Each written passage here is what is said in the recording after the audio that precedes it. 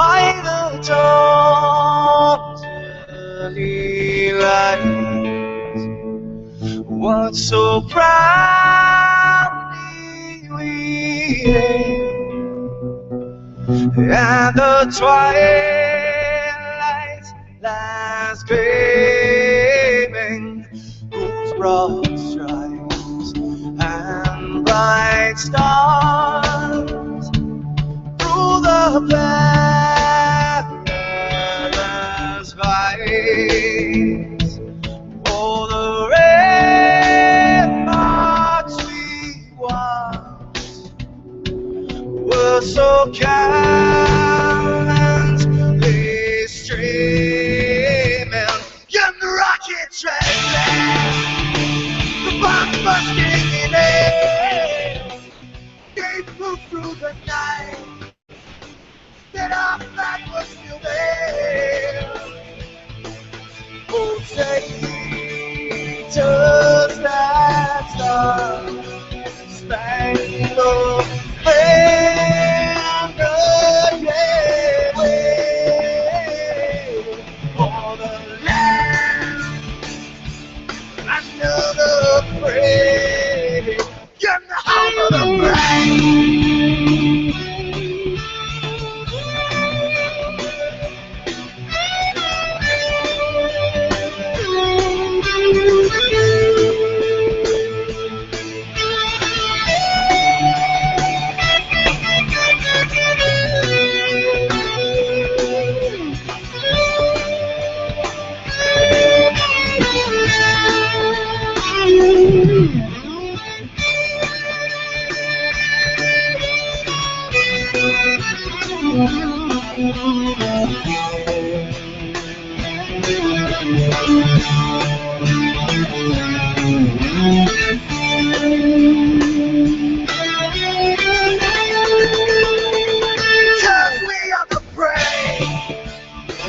Yes, we are the brave. We'll fight here and there, the name of the brave. We are the U.S. of A. For those unaware, that flag is still there. It's our future to save. Stand of the brave, the U.S. of A. Oh, say, just that star-spangled banner yet wave for the land another praise in the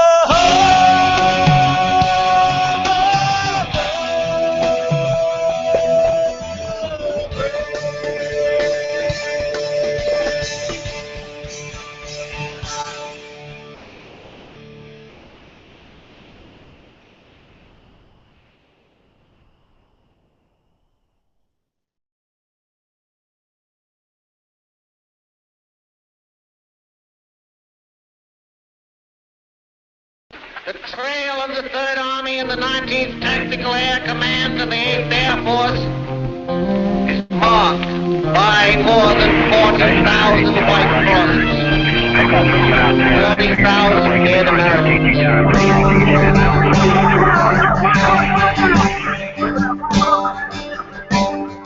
We were young and soldiers called to dedicate our lives in the name of God and country.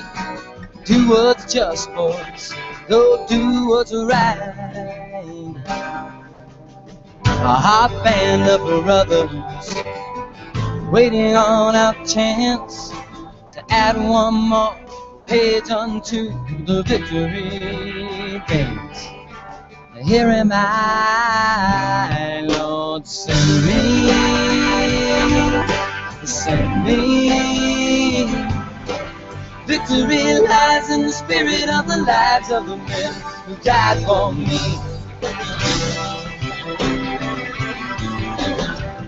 Then I heard the voice of the Lord saying, whom shall I send? And who will go for us? And I said, here am I. Send me.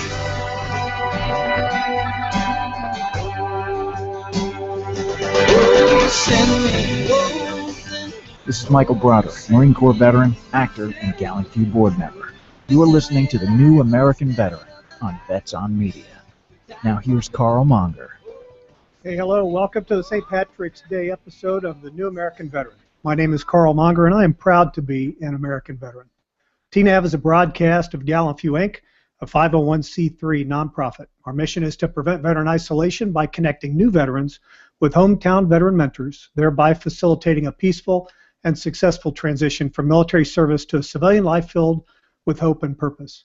Our goal is to connect every new veteran with a hometown veteran mentor, and we do this by creating and supporting a nationwide network of successfully transitioned veterans that engage locally with new veterans with the same military background, now themselves going through their own transition.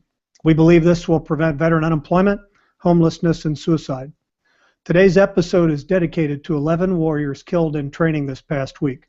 Marine Raider 7, comprised of Staff Sergeant Kerry M. Kemp, Captain Stanford H. Shaw III, Master Sergeant Thomas A. Sanders, Staff Sergeant Andrew C. Seif, Staff Sergeant Liam A. Flynn, Staff Sergeant Marcus Baywall, and Staff Sergeant Trevor P.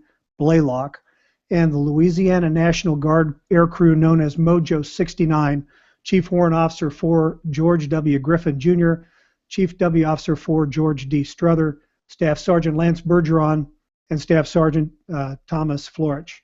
We'll talk more about them later in the broadcast, but join me now for just a brief moment of silence.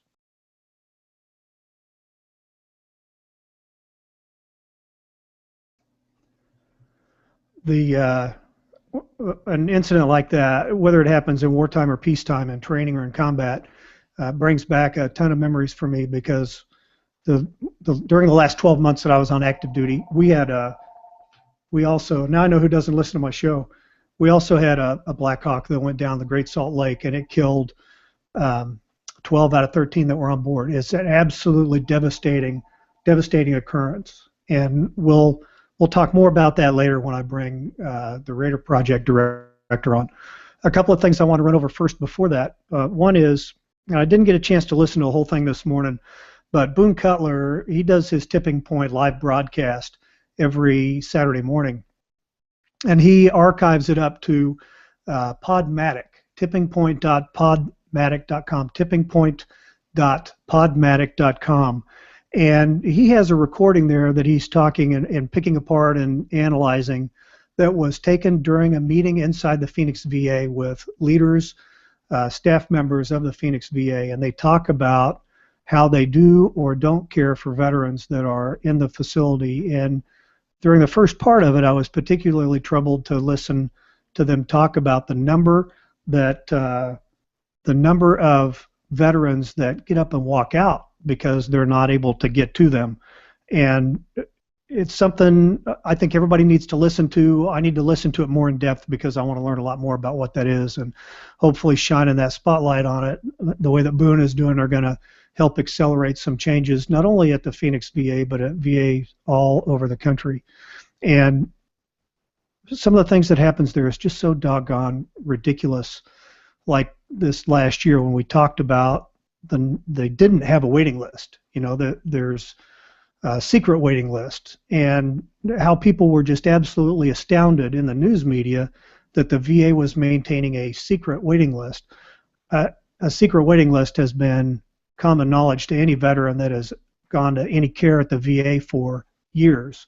I put up with it at the VA system in Wichita, Kansas, where I called in to get back on the docket so that I could get my back looked at, and they said, we don't have any open appointments within the next 2 weeks, so we'll call you when we have an appointment available.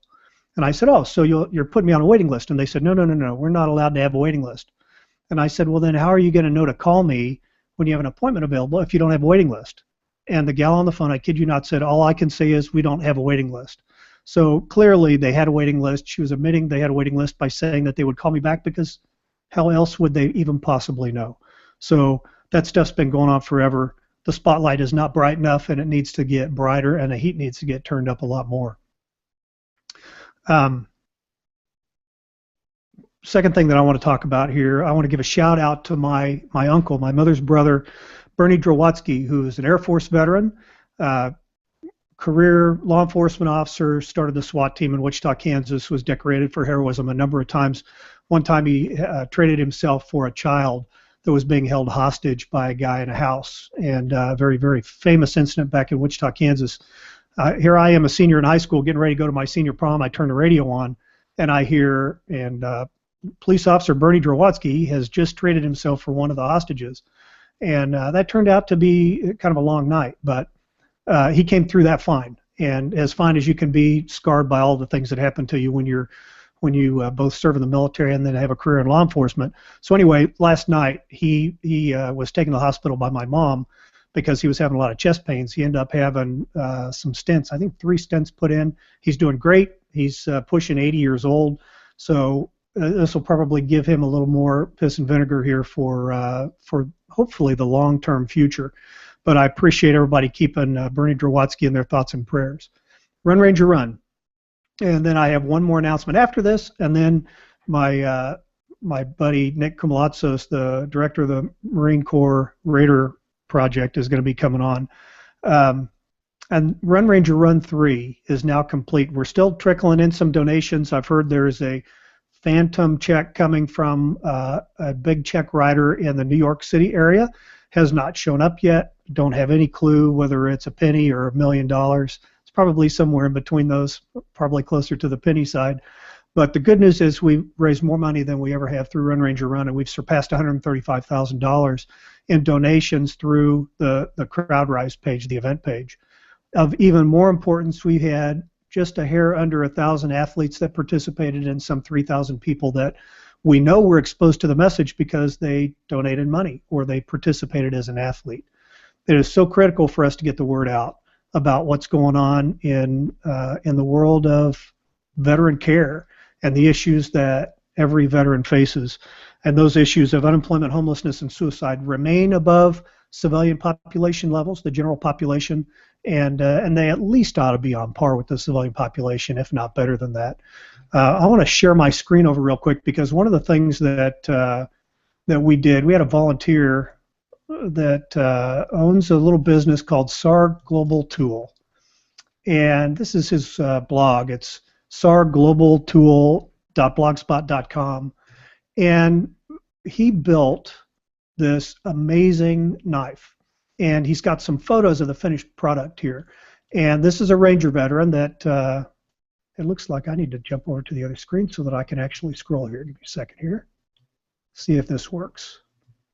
You should be able to see that is the outside of the box. And Spencer Allen Ryder is the Ranger that did this, so SAR. But he does just some phenomenal custom work. This is just the outside of the box. Now here, let me scroll down a little more. You can see a little peek in there where the knife is, and the entire thing from tip to nub, from a handle to blade, all custom built by himself. He documented it through this blog, so you can see the process. It goes from raw metal all the way up to finished product, but this is just an absolutely beautiful, beautiful item. And Spencer, this is, I believe, the second year that he has done this for us. He volunteered to build this and then give it away to a random donor that gave at least, I think it was $20 this year. So we had actually a service member that's overseas that had donated to Run, Ranger, Run, and he got selected. We use a program, an Excel spreadsheet program that randomly goes in and grabs one of the fields. We don't know which one it's going to be, and whatever it lands on, that's the one it is. And so we have a very lucky service member out there that's getting this absolutely gorgeous knife sent to him. I'm jealous of it. And Spencer, thank you so much. It's absolutely beautiful. And if you would please go to sarglobaltool.blogspot.com and take a look at his work and share that stuff. Give him some love there. The other thing that I want to do is I want to share a video. This is, let me flip over to my other screen. I want to say I'm getting better at this, but if I say I'm getting better at this too much, then I'm going to run into a problem. So first a station ID, then I want you to watch this video. This is Aaron Childress with Chili Off the Grid, Dish Network, channel 266, Tuesday nights at 8:30 p.m. Central. And you're listening to the New American Veteran on Vets on Media.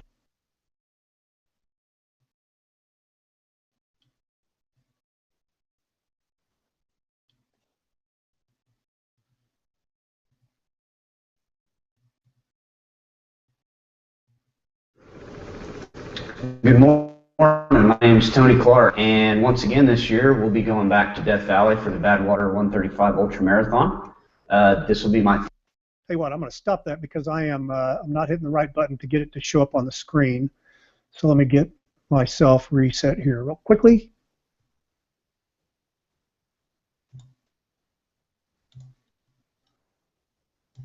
It thinks I'm trying to share the screen. That's what the problem is. And I was trying to share the screen. I'm just not smart enough to figure it all out. All right, let me restart this guy and see if this works.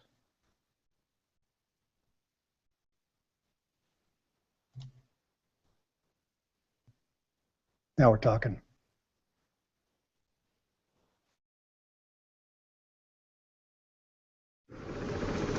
Good morning. My name is Tony Clark, and once again this year we'll be going back to Death Valley for the Badwater 135 Ultra Marathon. I'm doing such a great. This will be my year going. Got a good crew, got a new training plan. Real hopeful about this year's turnout or how I'll do. Hopefully my kidneys don't shut down again. But with all that being said, of course we're going to raise some money this year for a veterans cause, and we are still fighting hard to suicide. As many of you know, they're saying right now the statistic is 22 veterans a day in the United States are committing suicide. So what we have done is started a website called 22for22. And the significance of it is we are going to try to raise $22,000 through my efforts at Badwater for 22for22.com. The stance that Gallant Few and the Descendants of Sparta is taking on this is that we can't combat every single veteran suicide, but hopefully we can get to the next one with the right amount of funding and the right amount of resources. On top of that, the founder, Carl Monger, has said that the first 40 people to pledge $22 to our cause, he will send you these Spartan Pledge dog tags, and it has the Spartan Pledge on the back side of it, and it comes in a set of 2, and you can't really see it here, but on the top they are numbered. So you and your battle buddy or whoever else you have, your fellow Marine, your fellow soldier, your fellow sailor, fellow airman, you guys can hold each other accountable by these. So with all that being said, I'll try to keep you guys updated on my training this year.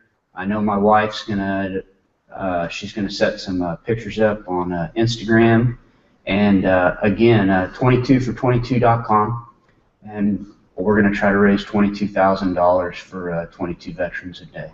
So thank you very much. Semper Fi, and God bless. So the good news is, for those of you that are not watching this live, you should seamlessly see that video pop in there. I hope. And I apologize. I think it's the format. It's just not liking when I try to flip over. It's showing the screen, but it's all blank. So anyway, let's move right along. I see Nicholas waiting down there in the corner. Nick, are you with me? I am. Hey, Nick, welcome to the New American Veteran. Thank you for having me. I've been watching you do your thing, Carl. That's all. You're juggling there, trying to get the video to come on. That's it's always fun. It doesn't work like you want it to. But okay, so tell me 2 things I want to talk about today. First is I want to get an update on the Raider Project for those folks out there that may not know what the Raider Project is. Let's tell them what that is. And then I want to circle around and talk about Raider 7, the disaster that happened last week, and what your organization and the community's response has been for that. So first, let's talk about the Raider Project. Tell us about how it got started and what it is. So I met one of the Gallant Few coordinators, like you said, the hometown mentors, out at SHOT Show 2014, and I was doing some stuff to help MARSOC veterans transition outside of the organization into the private sector. And I had done this a year and a half prior to them, and made some network connections, and was helping them out. Met your coordinator, and he said, look, you're kind of doing nonprofit work. You should get organized and do this for real. And thanks to the infrastructure of Gallant Few, we were able to create the Raider Project. And over the past year, we've made a pretty significant impact in the community and the lives of Marines. within our organization, and we are continually growing. And with every one veteran that we help, it seems like we get a bunch more that we need to help. But what's nice about this is the organic growth of it, and to see our community embrace it, and so fast. And it's because there's a need. You know what I mean? Like there was nothing really set up for this, and and I've learned a lot over the past year. When I first got on with you guys and doing this for this community, I thought, okay, well, a guy gets out and he gets a job and he's transitioned. That's it, right? He's all good. And I'm learning very quickly that it's not really the case. You pick up a guy coming out of the community, essentially you're signing a 5 to 20-year contract with that veteran to ensure his success, because there's going to be so many highs and lows and things that they're going to have to deal with in the transition. That is more than just about getting a job. It's everything. Friendship to medical to money, family. What is it in the year that we're doing this now? What is it that makes the Raider project necessary? And I talk a lot about on this program about some of the shortcomings of the VA. The VA does some things right, but they do an awful lot of things wrong. But between organizations like the Winter Warrior Project, FW, I think there's a Simplify Foundation. There are a number of organizations out there. What is it that makes the Raider project necessary? Because we're taking care of our own. So there's a lot of organizations out there, and if you ask them, they say it's sad, but we talk about it all the time. You go out to you say, okay, well, so and so is out there. Well, what do they do? Who do you know that they've helped? With our community, we're very we stick to our own. We want if we want to do something, we want to do it with our own. So there's just natural evolution that we were kind of birthed. And guys want to be associated with, if they want to get help or they want to talk to a guy, they can talk to a guy that, either they know directly or they know through one person, and they've got the same stories and the same, they've gone through the same hell and worked for the same people. It's an organic organization. It's like an alumni, and the same thing that in the Ranger community that you've created. It's essential to success, because you guys don't want to hear it from somebody that doesn't understand or hasn't walked in their shoes. Well, and you talked about in terms of this, when certain things happen, and we ran into it with a veteran out in one of the desert states here a couple of months ago. When, let's say, and you get a phone call, he's been sleeping in his truck for the last 2 weeks. And we reach out to the organizations that are supposed to take care of and house homeless veterans. You'll hear, oh, it's Friday afternoon, have them come on down to the office on Monday and let's fill out an application. Yeah. That's not acceptable. Not acceptable to you. And absolutely. I think we start providing that kind of immediate action results, then that's going to drive more people to come and want your services, which in turn requires a lot more infrastructure and support and the ability, I think in the nonprofit world they call it capacity, to be able to handle the influx of veterans that are coming. Because I know how many veterans I'm talking to on a weekly basis. I see the traffic, the folks that are coming through on your side. There's a lot of veterans that are coming to Raider Project, a lot of Marines.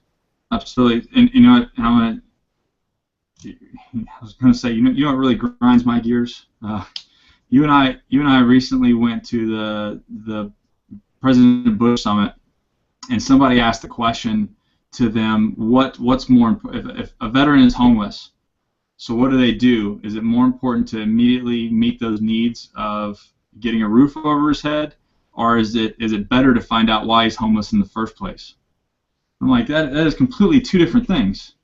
The actual requirement of helping a veteran versus looking at a long-term solution. Like, we could sit around in a panel and talk about why veterans are homeless. But over the past year of doing it happens so very quick. I can tell you 5 stories of how, you take a special operations guy, and the next thing you know, within a couple weeks, he's on drugs and homeless. And you would think, how can a guy go from 10 years of special operations to this? And it's really simple. It's really 1 or 2 really bad turns. One bad turn turns into another bad turn, and now he is. So that really it kind of bothered me that they even, and that's the kind of concept and the thought process that some of these bigger organizations look at. It's not necessarily like as far as helping them. They want to figure out, they want to do all this data collection and analyze the whole entire United States instead of saying, hey, get off your ass, get a job. We're going to put a roof over your head and be productive, and kind of hold these guys accountable. What I really like is your ability to have an honest, face-to-face, eyeball-to-eyeball conversation with somebody about, look, it's time to get your act together. I can't have that conversation with a Marine because I'm not a Marine, but I can have a conversation all day long with a Ranger. So I think it is so important, the message of community helping community, because of the trust, because of the credibility. Yeah, we say what we're going to do and then we do it. And normally, usually, most of the time, as a friend of mine used to say. That's the way. I mean, we've talked about this before, but it depends on the situation. Some Marines need a boot, and some Marines need a friend. That's just, you have to, that's why that we're different, because you've got that peer-to-peer. It's like, hey man, come on,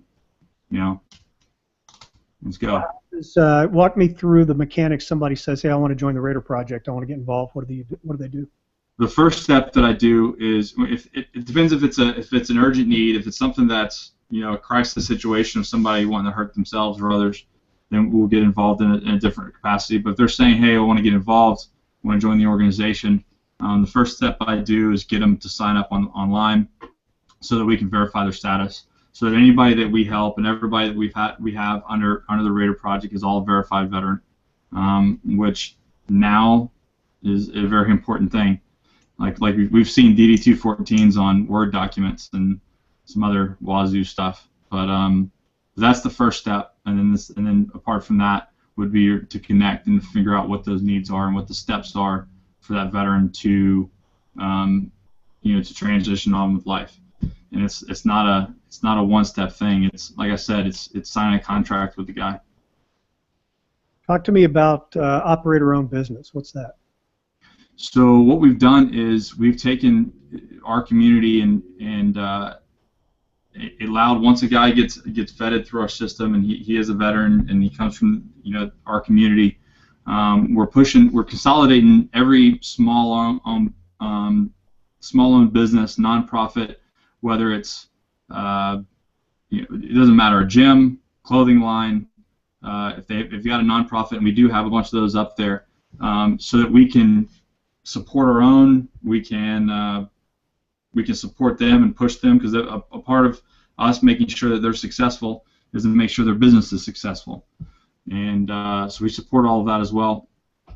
We've had some really cool stories come out of that, of some customers finding those businesses and donating things to Marines through all that page. So it's working, and if there's more guys that aren't on there, get on there. Contact us, get signed up, and then we'll get your business added and start pushing stuff. So that kind of leads naturally into discussion about Raider 7 and what's going on with the crash and all the aftermath of that. Talk through. I haven't even asked you yet. Did you know any of the guys that were killed in the crash? I did. That team, many of the members of that team actually replaced us in Bala Murghab in 2012. And because there's not very many MARSOC Marines, so chances are you've either met them or somebody knows them. They were all seasoned combat veterans, and they're all very, very good guys in the local community. And it's, as you can imagine, it's a tragedy to lose that many guys at once, not to mention just the talent pool in special operations, and that much experience. The Raider Project has teamed with Raising Raiders and Brothers in Arms Foundation to ensure that every need of the family is going to be met. Everybody's in communications with Soft Care Coalition, and did I lose you, Carl? No, I just pulled up the Raising Raider page. Yeah, and as well as so Raising Raiders and Brothers in Arms. So we're going to make sure that if there's a need that is out there, it's going to be met. SOCOM and Soft Care are doing everything that they can do on their side to ensure that the families are taken care of, and for whatever legal reasons that they can't do something or there's something that's outside of their scope, our organization will ensure that it makes it happen. And from us, you got Phil Noblin at Brothers in Arms, and he was with MARSOC. You have Abby Compton at Raising Raiders, who is the wife of Michael Compton, who I was actually on a team with. So you've got organizations that are ran by people that are in this community and from this community, and we have a connection with the teams. And hey, do a couple examples of the immediate needs that are not provided by the government, because I think people think that it's a little bit like, and this is a bad analogy, but for a civilian, they might think, well, if it's like work comp, if somebody gets hurt at work, the business immediately steps in and takes care of everything because they don't want to get sued, but they're going to do everything that they can to help that employee. What is it on the government side when you have a devastating event like this? How long does it take for benefits to kick in? What kind of benefits are they? What are the immediate needs that have to be addressed? I mean, so it's depending on the veteran and their household. I mean, it could be down there to needing to put food on the plate and keep lights on for the first couple weeks until they can get survivor benefits to them and the death gratuity and while they're working the SGLI payments. But furthermore than that, I mean, the travel expenses alone for extended family to get and support the lives of this community will be astronomical. I mean, it's like doing a family reunion with no notice at the last minute, and to get brothers and sisters and parents to the wives so that they have a support network in their homes of their own family. It gets expensive very, very quick in hotels, food. Like Soft Care Coalition is supporting a lot of that, and as well as SOCOM. But where there are gaps, we'll make sure that they're filled. Yeah, when you think about on the wartime side, there are lots of organizations that jump in immediately that will, hey, here comes a private jet that'll pick somebody up and take them someplace. Right. But it turns into a training incident, or in a training incident where it's a mass this. Yeah. Unfortunately, Carl, that they are looked at differently under the current policies. Now there are waivers that have been put in and approved, but there is a different set of rules that they have to abide by, whether it be a combat loss and a training loss. Now you and I can have our own opinions all day long about what that means for special operations and getting hurt while you're training, but nonetheless those policies are put in place, and hence the reason why our organizations will step up and take care of what's not being met. And because we're in the community, because I was a MARSOC guy, there's a wife of a MARSOC guy, and then Phil being from MARSOC, Second Force, we understand, we're connected with the group. We understand what those issues are. Is there something significant out there in time that you covered that you're still looking for something in specifics? No, I mean, we have there's a lot of communication going on right now with all the organizations and the families. Currently, the KCO officers and Soft Care and SOCOM are all working on funeral plans with the families, and that's kind of where everything will kind of get snuffed out as far as where those requirements are and where the gaps in support are. And as that planning process goes on, we'll continue to support. I wasn't prepared when we had our helicopter crash that killed those 12 guys. I was not prepared for the depth of emotions that I had for weeks after that happened. I remember after we flew back to confirm the manifest and knew who it was, since I was close to half of the guys that bird, I can't even describe it now, but it's like you've got this huge feeling inside of you. It's hard to think. It's hard to motivate yourself to go to the gym. It's hard to, and yet we were still leaning forward, looking at real world operations. Right. Going on, just like there hadn't been a crash at all, but then at the same time deal with everything you do to take care of those problems. So thank you for being able to step in and help with. Yeah, we have. They currently weren't set to deploy. They weren't in a active deployment status to where they had gotten back and they were in a training cycle. So fortunate enough, we have the rest of the community here. They're not being rushed to go do something. The rest of the company and teams are not being rushed to go do something. So everybody's really kind of come together and focused on taking care of each other and rallying around the families and helping everybody out. I want to put the 69 page up here real quick because I think it's important for people to recognize that there were other folks who were involved. And can you talk real quick about this? Yeah, actually, I didn't know initially. I didn't know what unit it was initially, and a friend of mine, informed me of who it was. This unit has a long-standing relationship with several teams within MARSOC, and they actually were flying medical birds up in northern Afghanistan for us. And I will personally say that they are the best pilots I've ever flown with. Great guys. We lived with them.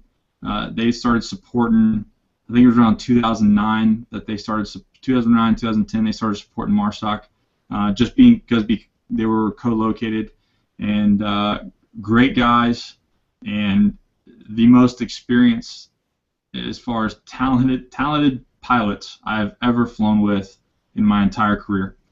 And I know all the guys that I work with and the guys that came in after me that worked with them all say the same thing.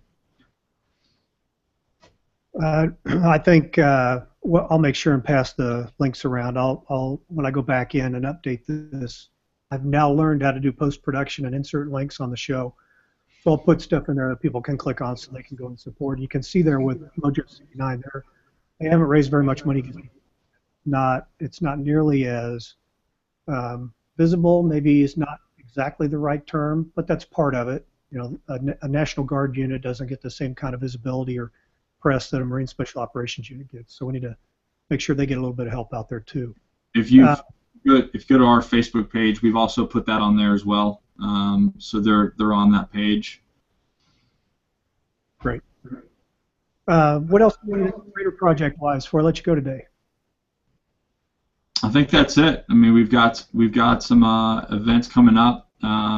Virginia Human Performance up in Virginia Beach is running a Raider project benefit. It's called Kilos for Heroes, and that will be the 5th, 6th, and 7th in Virginia Beach.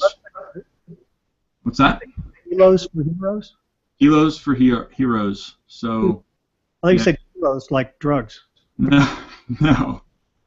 Pounds. Sorry. Pounds for Heroes, and it's not an eating competition. They're going to do a couple clinics. They're going to do a powerlifting meet and then an athletic meet out of Virginia Beach. We'll be pushing more information about that out, and then more to come in the fall for the Raider project. Yeah, give me links to that. I'll include it on this. Okay. I will probably start with the Soft Care Coalition. So yeah. We are planning on having some opportunities there to socialize and network. So anybody out there that's going to SOFIC, we want to be able to link up. So stay tuned to our channel so you can see when and where that's going to be. All right, Nick, thanks for being on the show. Thanks for everything you're doing with the Raider project. Okay. I'll talk to you later, Carl. All right. Thank you. All right, I'm going to test my ability to screen share here one more time. I'm going to jump over to this feature that we've started doing that is called Your Career Quest Tip. And this is your Career Quest tip number 2 after another station identification.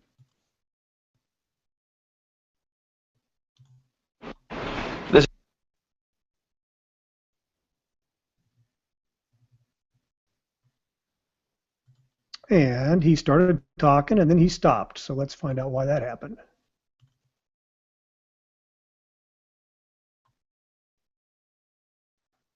and it's just going to lock up on me now. Well, I tell you, modern technology is a wonderful thing, isn't it? I know how to get around that, I think. I want you to see this Career Quest tip. Right now we're taking clips out of Michael Mayer's talks that he's given to veterans that are, or actually I don't even think it's veterans, I think it's general population that's out on the job hunt, because he's an expert at what he does. He has a lot of information to impart, and we're pulling straight from his talk. So right now it's a very kind of an informal, you're watching him as he's doing a presentation. But as we go forward, I think they have great information. They're going to get more and more interesting. All right, let's try again. This is Sergeant First Class Retired Mike Schlitz. Thank you for listening to Gallant Fuse, the new American veteran, on Vets on Media.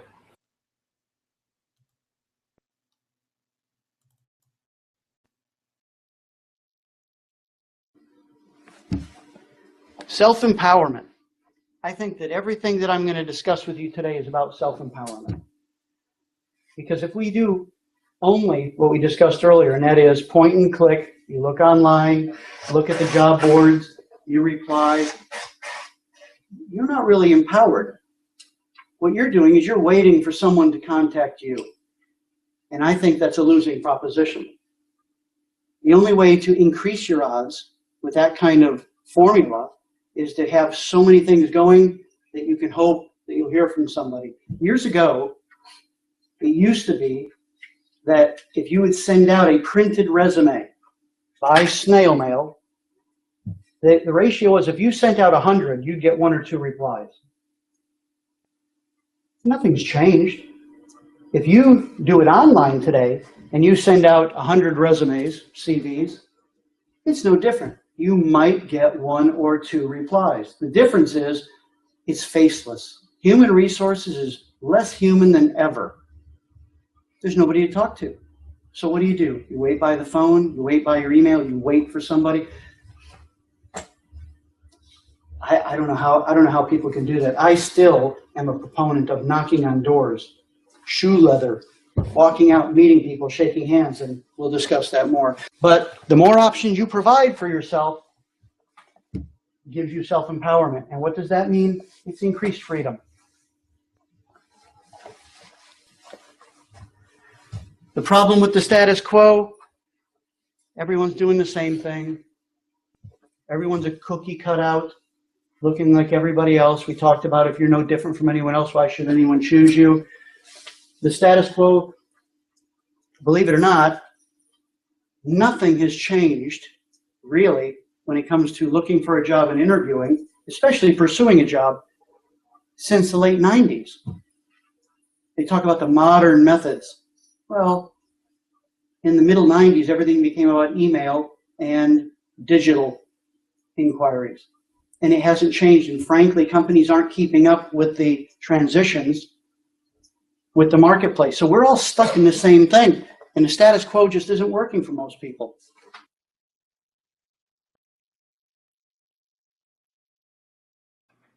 All right, finally, something that worked.